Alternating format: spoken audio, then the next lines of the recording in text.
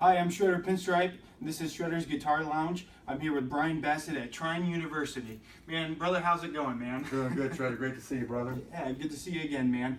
So first, let's talk some gear, man. Do you have any old piece of gear that you used back in the day that you just can't live without, man, that you can't get rid of? You know, it's funny. I've been on the road for 20 plus years using backline. I use Marshall 900s. I have for many years, and I love them. But I still have my original stack, double stack, which is a Music Man HD 130 from my Wild Cherry days. It's the actual stack I used on my arena tours back in from 76 to about 78.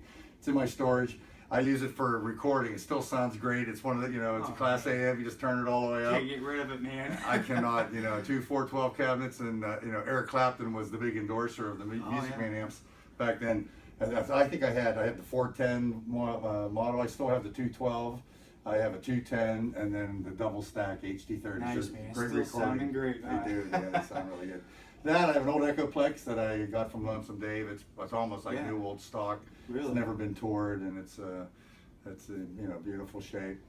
And my old friend Pete Carr, who's a quite famous Muscle Shoals guitarist. Okay.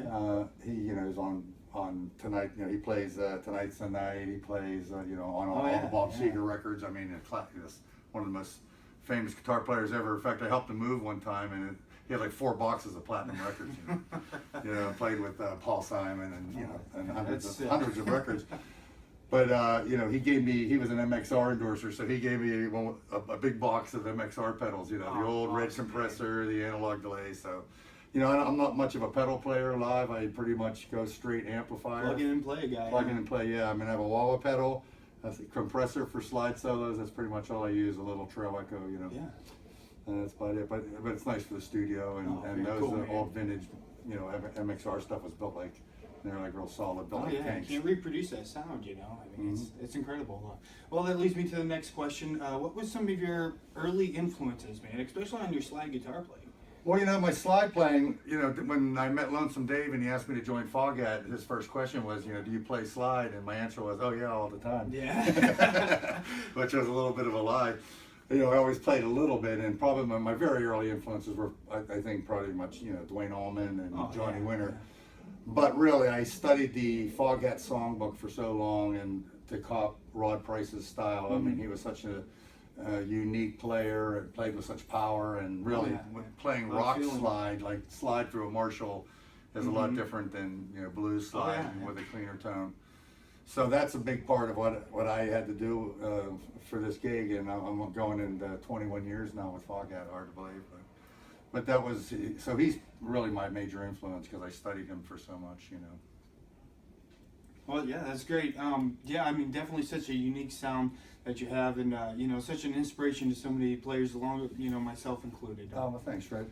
And really, I think the rest of my playing. I mean, I'm a blues rock player, even though I took a little foray into funk music, with play the funky music and all that, and southern rock. I was spent 7 years with Molly Hatchet. But I'm a blues rock player, and product of the British invasion, really. All the Jeff Beck's always still my favorite, has been my favorite. Incredible. Since I got my first guitar. In fact, my mother, I don't even know that my mother knew who Jeff Beck was. Oh, yeah. But I got my first guitar, which was a Harmony Rocket 1. It was a big red hollow body guitar, sort of like 335-ish, big white knobs. And she got me the first 2 Jeff Beck albums, which I still can't. There's licks on those 2 albums that I still can't figure out.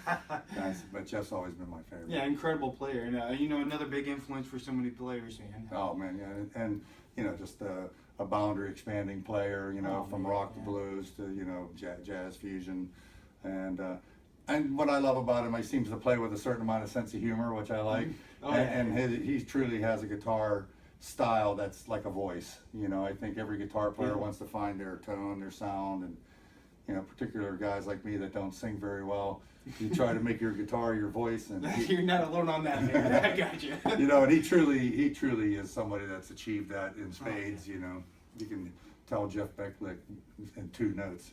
Oh yeah, definitely a unique style, and such a great player. Well, that concludes this episode of Shredder's Guitar Lounge. I'm Shredder Pinstripe. Bryan Bassett. You guys keep rocking. Keep rocking, man.